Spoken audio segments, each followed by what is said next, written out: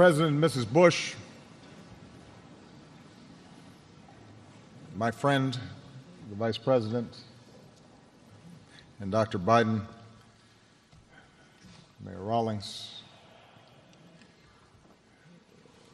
Chief Spiller, clergy, members of Congress, Chief Brown. I'm so glad I met Michelle first because she loves Stevie Wonder.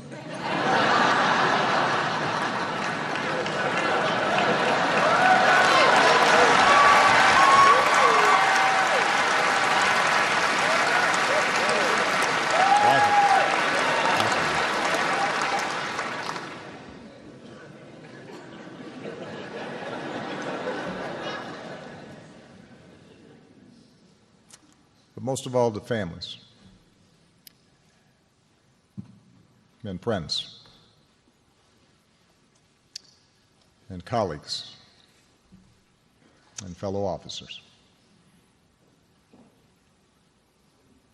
Scripture tells us that in our sufferings there is glory, because we know that suffering produces perseverance. Perseverance, character. And character, hope.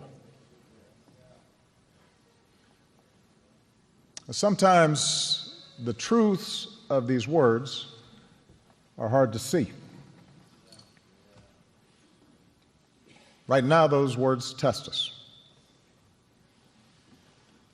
because the people of Dallas, people across the country, are suffering. We're here to honor the memory and mourn the loss of 5 fellow Americans, to grieve with their loved ones, to support this community, to pray for the wounded, and to try and find some meaning amidst our sorrow. For the men and women who protect and serve the people of Dallas, last Thursday began like any other day. Like most Americans, each day you get up, probably have too quick a breakfast, kiss your family goodbye, and you head to work. But your work and the work of police officers across the country is like no other. For the moment you put on that uniform, you have answered a call that at any moment, even in the briefest interaction, may put your life in harm's way. Lauren Aarons, he answered that call. So did his wife, Katrina. Not only because she was the spouse of a police officer, but because she's a detective on the force. They have 2 kids, and Lauren took them fishing and used to proudly go to their school in uniform. And the night before he died, he bought dinner for a homeless man. And the next night, Katrina had to tell their children that their dad was gone. And they don't get it yet, their grandma said. They don't know what to do quite yet.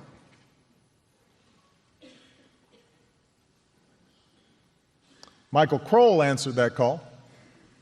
His mother said he knew the dangers of the job, but he never shied away from his duty. He came 1,000 miles from his home state of Michigan to be a cop in Dallas, telling his family, "This is something I wanted to do." And last year, he brought his girlfriend back to Detroit for Thanksgiving, and it was the last time he'd see his family.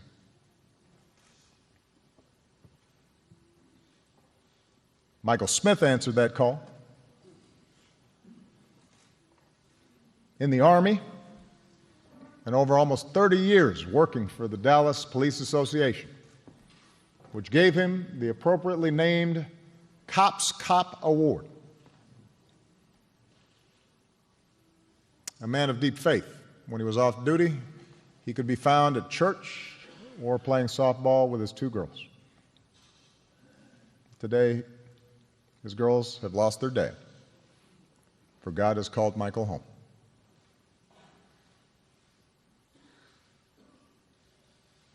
Patrick Zamaripa, he answered that call.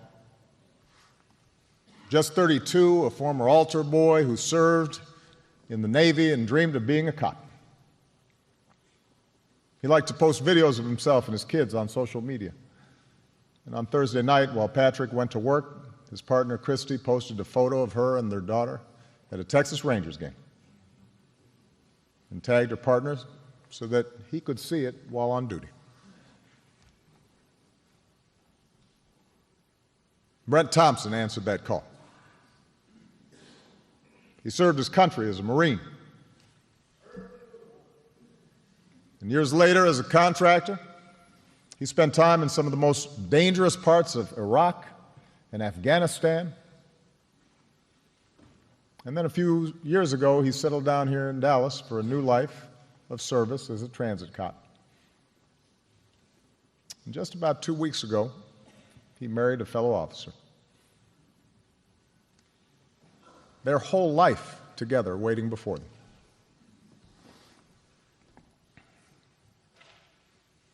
Like police officers across the country, these men and their families shared a commitment to something larger than themselves. They weren't looking for their names to be up in lights. They'd tell you the pay was decent, but wouldn't make you rich. They could have told you about the stress and long shifts.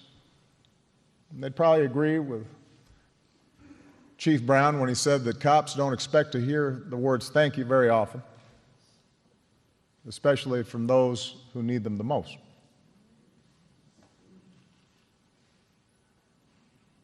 No, the reward comes in knowing that our entire way of life in America depends on the rule of law.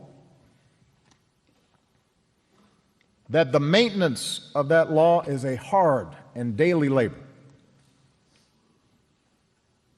That in this country we don't have soldiers in the streets or militias setting the rules. Instead, we have public servants, police officers, like the men who were taken away from us.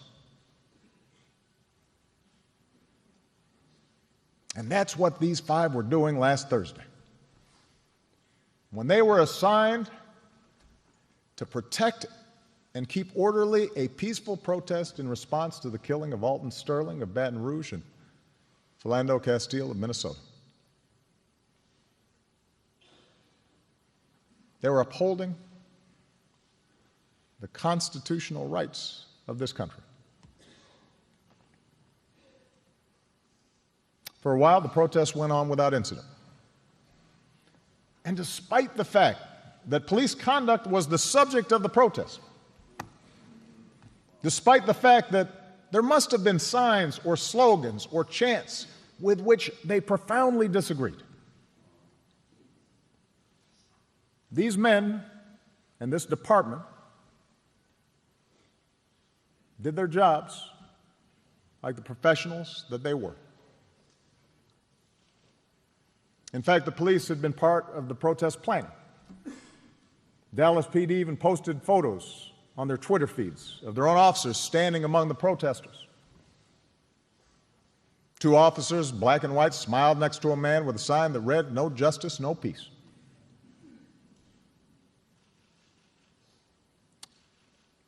And then around 9 o'clock, the gunfire came. Another community torn apart,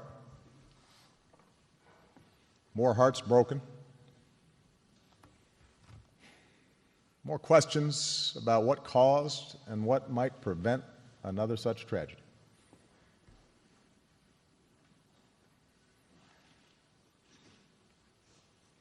I know that Americans are struggling right now with what we've witnessed over the past week. First, the shootings in Minnesota and Baton Rouge, the protests, then the targeting of police by the shooter here. An act not just of demented violence, but of racial hatred. All of it's left us wounded and angry and hurt. It's as if the deepest fault lines of our democracy have suddenly been exposed, perhaps even widened. And although we know that such divisions are not new, though they've surely been worse in even the recent past, that offers us little comfort. Faced with this violence, we wonder if the divides of race in America can ever be bridged. We wonder if an African-American community that feels unfairly targeted by police and police departments that feel unfairly maligned for doing their jobs can ever understand each other's experience. We turn on the TV or surf the internet and we can watch positions harden and lines drawn, and people retreat to their respective corners. And politicians calculate how to grab attention or avoid the fallout. We see all this, and it's hard not to think sometimes that the center won't hold and that things might get worse. I understand. I understand how Americans are feeling. But Dallas, I'm here to say we must reject such despair. I'm here to insist that we are not as divided as we seem. And I know that because I know America. I know how far we've come against impossible odds.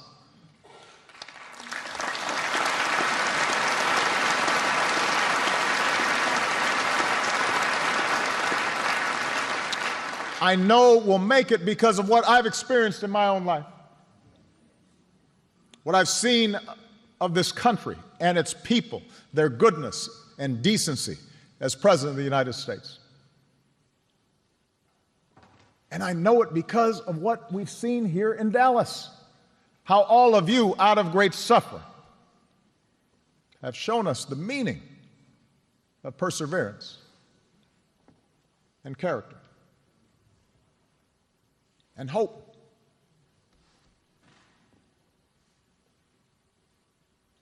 When the bullets started flying, the men and women of the Dallas police, they did not flinch and they did not react recklessly.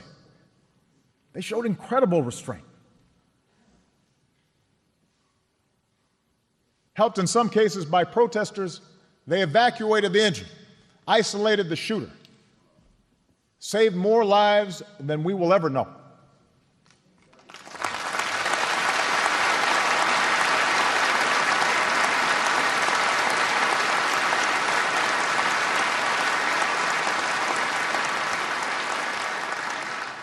We mourn fewer people today because of your brave actions.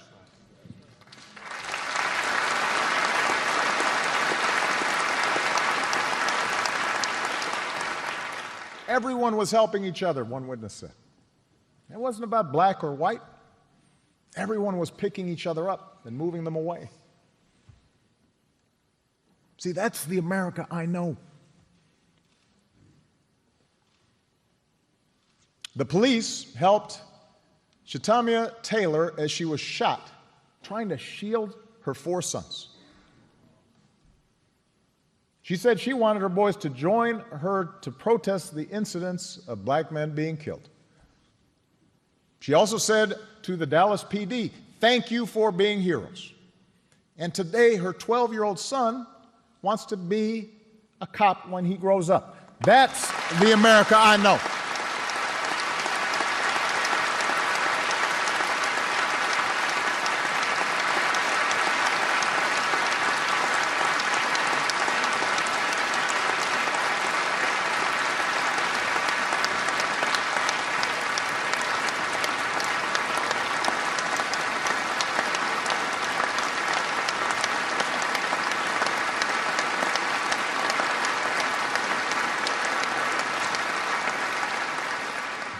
In the aftermath of the shooting, we've seen Mayor Rawlings and Chief Brown, a white man and a black man with different backgrounds, working not just to restore order and support a shaken city, a shaken department, but working together to unify a city with strength and grace and wisdom. And in the process, we've been reminded that the Dallas Police Department has been at the forefront of improving relations between police and the community. The murder rate here has fallen. Complaints of excessive force have been cut by 64%. The Dallas Police Department has been doing it the right way.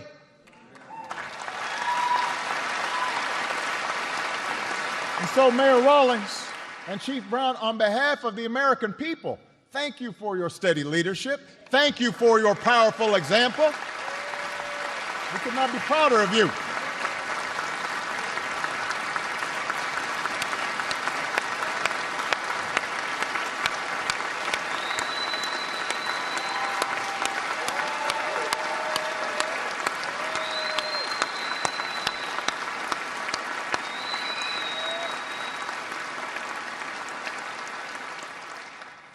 These men, this department, this is the America I know. And today in this audience, I see people who have protested on behalf of criminal justice reform, grieving alongside police officers. I see people who mourn for the 5 officers we lost, but also weep for the families of Alton Sterling and Philando Castile. In this audience, I see what's possible. I see what's possible when we recognize that we are one American family, all deserving of equal treatment, all deserving equal respect, all children of God. That's the America I know.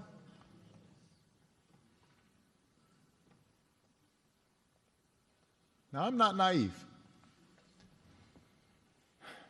I have spoken at too many memorials during the course of this presidency. I've hugged too many families who've lost a loved one to senseless violence. And I've seen how a spirit of unity born of tragedy can gradually dissipate, overtaken by the return to business as usual, by inertia and old habits and expediency. I see how easily we slip back into our old notions because they're comfortable, we're used to them. I've seen how inadequate words can be in bringing about lasting change. I've seen how inadequate my own words have been. And so I'm reminded of a passage in John's Gospel. Let us love not with words or speech, but with actions and in truth. If we're to sustain the unity we need to get through these difficult times, if we are to honor these 5 outstanding officers who we lost, then we will need to act on the truths that we know. And that's not easy. It makes us uncomfortable. but we're going to have to be honest with each other and ourselves. We know that the overwhelming majority of police officers do an incredibly hard and dangerous job fairly and professionally. They are deserving of our respect and not our scorn.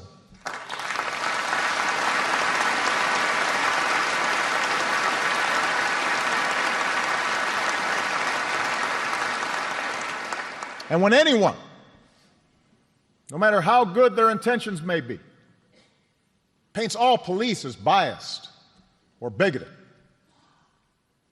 we undermine those officers we depend on for our safety. And as for those who use rhetoric suggesting harm to police, even if they don't act on it themselves, well, they not only make the jobs of police officers even more dangerous, but they do a disservice to the very cause of justice that they claim to promote.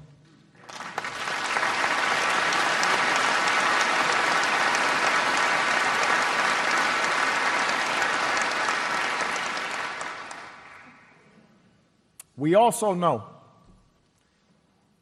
that centuries of racial discrimination,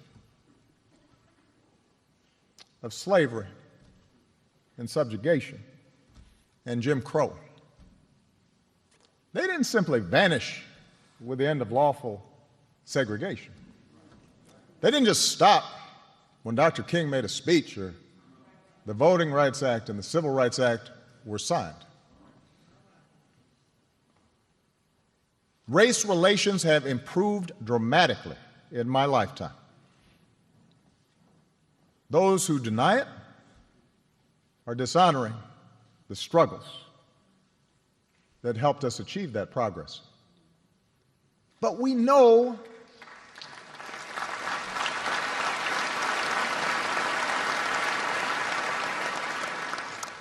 but America, we know that bias remains. We know it. Whether you are black or white or Hispanic or Asian or Native American or of Middle Eastern descent, we have all seen this bigotry in our own lives at some point. We've heard it at times in our own homes. If we're honest, perhaps we've heard prejudice in our own heads and felt it in our own hearts. We know that. And while some suffer far more under racism's burden, some feel to a far greater extent discrimination's sting. Although most of us do our best to guard against it and teach our children better, none of us is entirely innocent. No institution is entirely immune. And that includes our police departments. We know this. And so when African Americans from all walks of life, from different communities across the country, voice a growing despair over what they perceive to be unequal treatment, when study after study shows that whites and people of color experience the criminal justice system differently, so that if you're black, you're more likely to be pulled over or searched or arrested, more likely to get longer sentences, more likely to get the death penalty for the same crime. When mothers and fathers raise their kids right and have the talk about how to respond if stopped by a police officer, yes, sir, no, sir, but still fear that something terrible may happen when their child walks out the door, still fear that kids being stupid and not quite doing things right might end in tragedy, when all this takes place more than 50 years after the passage of the Civil Rights Act, we cannot simply turn away and dismiss those in peaceful protest as troublemakers or paranoid.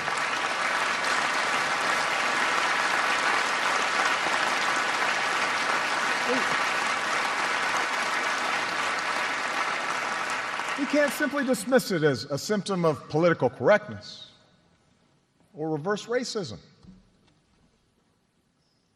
To have your experience denied like that, dismissed by those in authority, dismissed perhaps even by your white friends and coworkers and fellow church members, again and again and again, it hurts.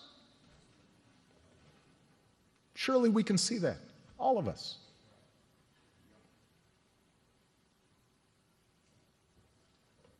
We also know what Chief Brown has said is true, that so much of the tensions between police departments and minority communities that they serve is because we ask the police to do too much and we ask too little of ourselves.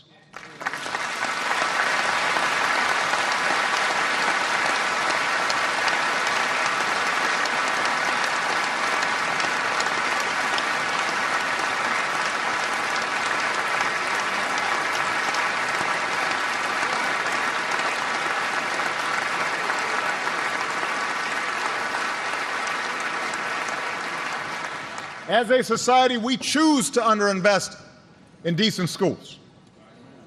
We allow poverty to fester so that entire neighborhoods offer no prospect for gainful employment. We refuse to fund drug treatment and mental health programs.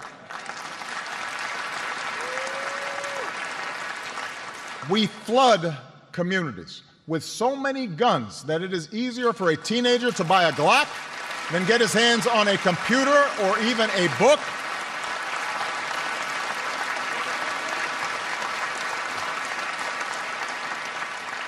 And then we tell the police, you're a social worker, you're the parent, you're the teacher, you're the drug counselor. We tell them to keep those neighborhoods in check at all costs and do so without causing any political blowback or inconvenience. Don't make a mistake that might disturb our own peace of mind. And then we feign surprise when periodically the tensions boil over.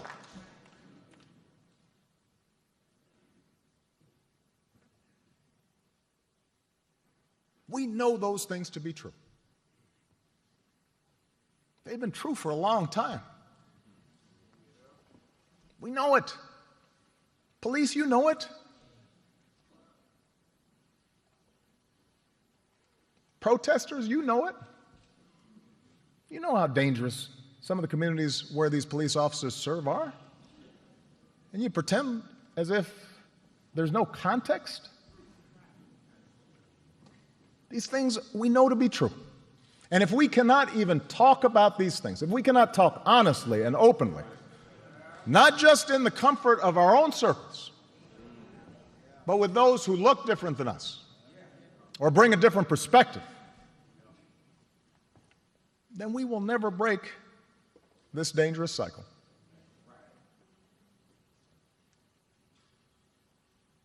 In the end, it's not about finding policies that work.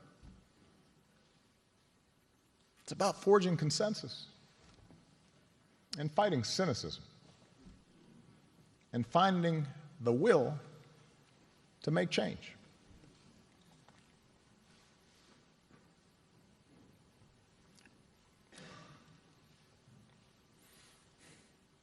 Can we do this?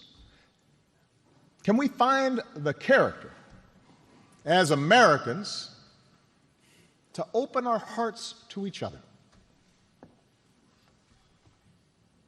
Can we see in each other a common humanity and a shared dignity and recognize how our different experiences have shaped us? And it doesn't make anybody perfectly good or perfectly bad. It just makes us human. I don't know. I confess that sometimes I too experience doubt. I've been to too many of these things. I've seen too many families go through this. But then I am reminded of what the Lord tells Ezekiel. I will give you a new heart, the Lord says, and put a new spirit in you. I will remove from you your heart of stone and give you a heart of flesh. That's what we must pray for, each of us. A new heart. Not a heart of stone, but a heart open to the fears and hopes and challenges of our fellow citizens. That's what we've seen in Dallas these past few days. And that's what we must sustain. Because with an open heart, we can learn to stand in each other's shoes and look at the world through each other's eyes. So that maybe the police officer sees his own son in that teenager with a hoodie who's kind of goofing off, but not dangerous. And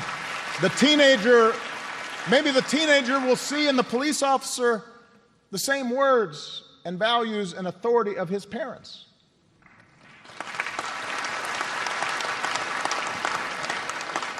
With an open heart, we can abandon the overheated rhetoric and the oversimplification that reduces whole categories of our fellow Americans, not just to opponents, but to enemies. With an open heart, those protesting for change will guard against reckless language going forward. Look at the model set by the 5 officers we mourn today. Acknowledge the progress brought about by the sincere efforts of police departments like this one in Dallas. And embark on the hard but necessary work of negotiation, the pursuit of reconciliation.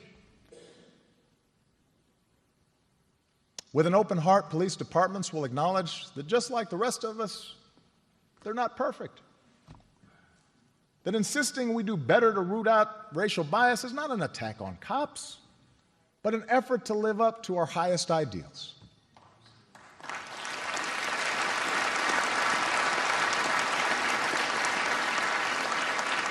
And I understand these protests, I see them, they can be messy.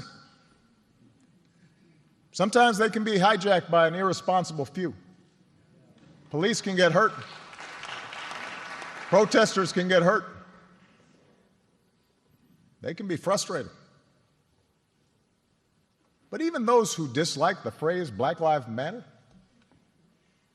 surely we should be able to hear the pain of Alton Sterling's family. We should,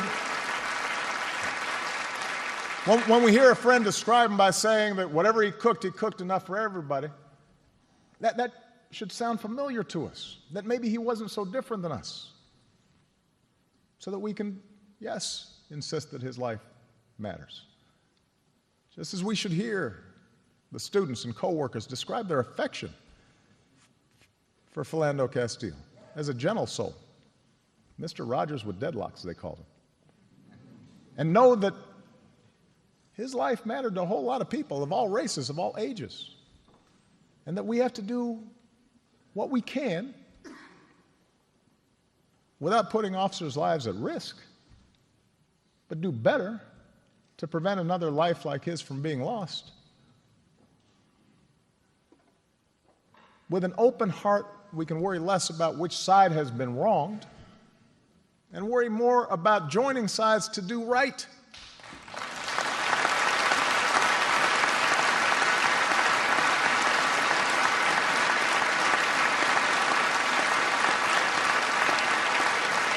Because the vicious killer of these police officers, they won't be the last person who tries to make us turn on one another. The killer in Orlando wasn't, nor was the killer in Charleston. We know there is evil in this world. That's why we need police departments.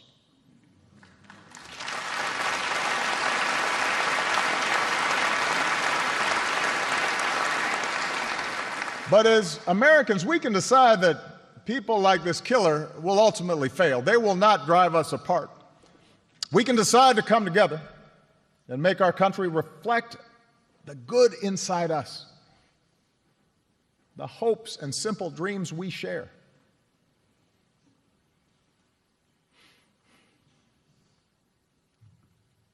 We also glory in our sufferings because we know that suffering produces perseverance.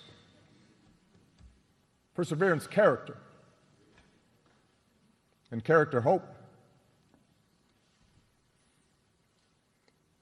For all of us, life presents challenges and suffering.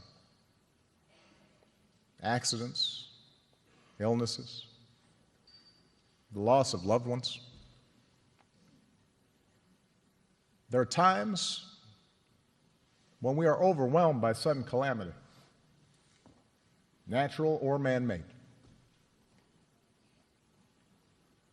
All of us, we make mistakes. And at times we are lost. And as we get older, we learn we don't always have control of things. Not even a president does. But we do have control over how we respond to the world. We do have control over how we treat one another. America does not ask us to be perfect. Precisely because of our individual imperfections, our founders gave us institutions to guard against tyranny and ensure no one is above the law. A democracy that gives us the space to work through our differences and debate them peacefully, to make things better, even if it doesn't always happen as fast as we'd like. America gives us the capacity to change. But as the men we mourn today, these 5 heroes knew better than most. We cannot take the blessings of this nation for granted. Only by working together can we preserve those institutions of family and community, rights and responsibilities, law and self-government that is the hallmark of this nation. For it turns out we do not persevere alone. Our character is not found in isolation. Hope does not arise by putting our fellow man down. It is found by lifting others up.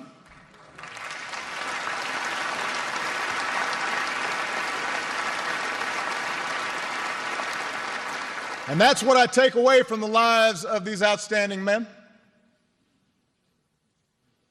The pain we feel may not soon pass, but my faith tells me that they did not die in vain.